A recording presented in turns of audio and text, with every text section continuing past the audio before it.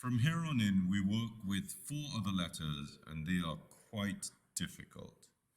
So that's why they're at the end of the letter groups.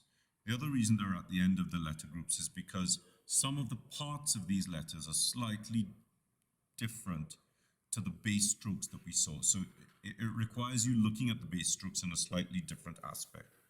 So we have the K and the S and the Z and the X.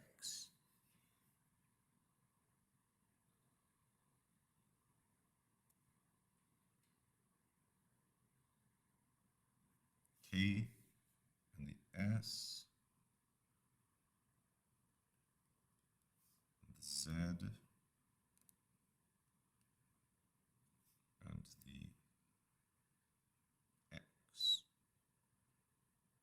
So as you can see, there are strokes in here that you haven't encountered before directly, but we can see parts of these strokes from the previous letters. So let's look at that in a little bit more detail.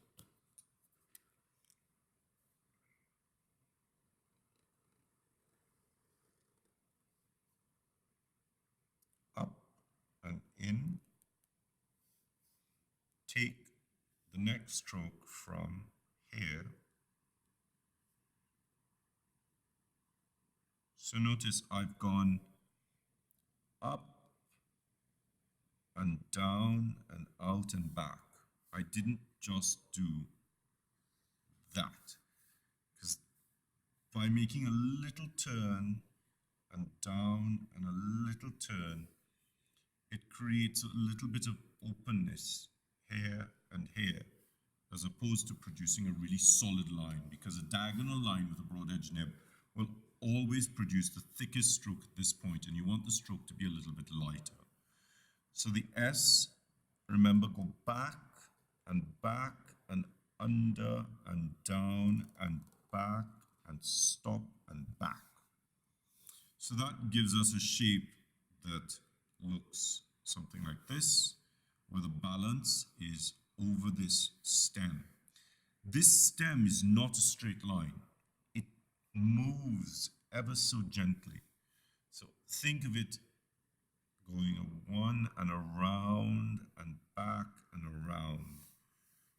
Just be really careful and slow and gentle with it, and it will work.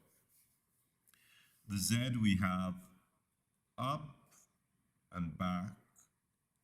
So notice it's the same shape on either side, and slide along the edge of that nib. Some people put a line across the Z because of this thin line. The thin line is so thin that it sometimes just collapses under the weight of the other 2 lines. So this horizontal bar sometimes helps it to stabilize itself. The X is not this. It's the same stroke, little up, little turn, down and out and back, and one and through the middle and back. So we have that shape, which is a new shape for the letters. It's different to the ones that we encountered at the beginning. You can also do this and stop and that, so we end up with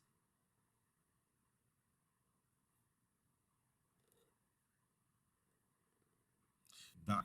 This stroke, it's not a straight line. Again, it sort of mimics the S, where the S does a fairly large curve. This does a slightly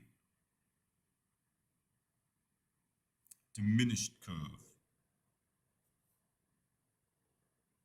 And so this can either be a curling line or 2 shorter lines. Notice this comes out of here and this comes out of here. So understanding what's happening with these more complex shapes is really important. Remember, take your time with them, don't rush them.